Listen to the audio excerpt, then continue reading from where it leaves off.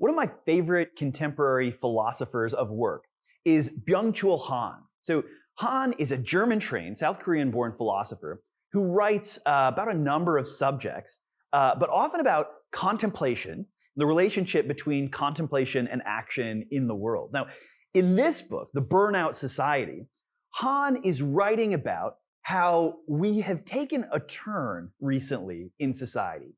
Whereas we used to be a more disciplinary society, where obedience and authority were sort of emphasized, and deviations from obedience and authority were punished in very clear ways. The examples that he gives here are, he says, look, in the disciplinary society, we've got hospitals and we've got psychiatric wards. And these are the places where we put the criminals and the madmen, right? The people who fall outside of the disciplinary society. So, whereas we used to be a disciplinary society, we are now an achievement society. What does he mean by that?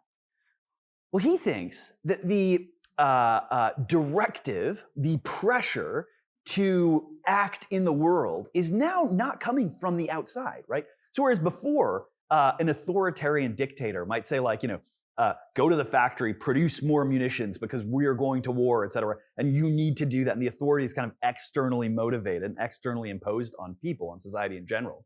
We're now in a society where we've internalized these motivations to such an extent that we may be acting in ways that are deeply out of sync with our interests. So Han says, today, the sort of catchphrase of people at work is, yeah, I can do that, right? Of course I can do that. There's this relentless optimism. There's this feeling that we should always be working, productivity, efficiency, finding synergies. Like these are the sorts of ways that we think not just about work or about business, but about our lives. So think for a second about sitting down after working. You've worked, everything's done, your to-do list is done. Sometimes we feel guilty. We think, gosh, I should be doing something. I should be working. Han thinks that's because you live in an achievement society and you've internalized that way of thinking.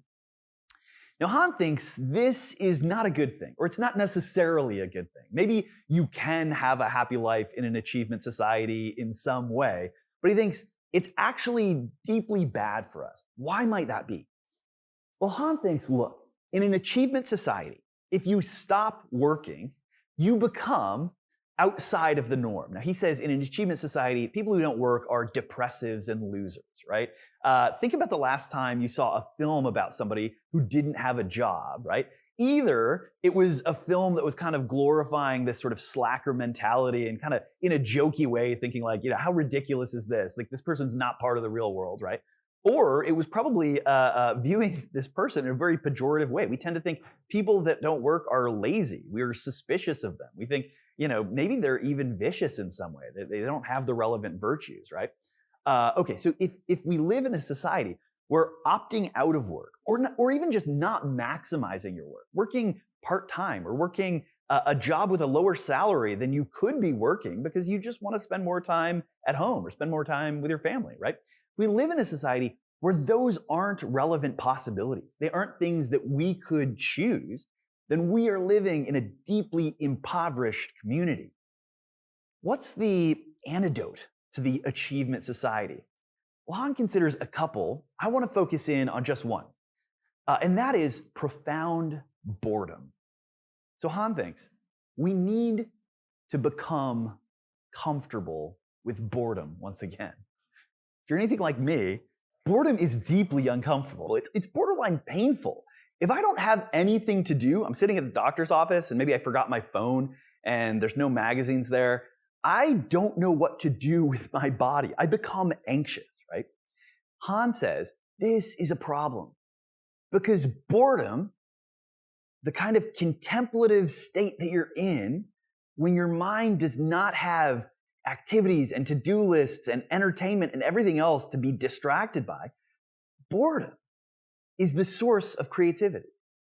Here's an example that he uses. He says, look, if you're walking, and just walking, not walking because you got to get to your next class or walking because like you're late for a meeting or something like that, or walking because it's great exercise, right? You're just walking. You're just kind of meandering.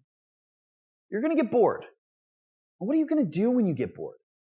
You might start looking at the landscape and thinking like, wow, I never noticed that these trees grew in this region. I never noticed that there were flowers there, right? You're going to become enchanted by reality. Or you might be so bored that you think like, ugh, I'm just bored. Think about a kid walking, right? Just walking. Suddenly they just start skipping. They start like moving their bodies. I have kids. They do this all the time, right? They start kicking the ground, right? Eventually, you might start dancing. Han says, human beings are the only creatures that can dance. That's profound, right? It's kind of a poetic truth. If you're bored enough that you can be spontaneous and creative, you're going to find a kind of value, a kind of meaning in your life that is just not possible if you're never in that state.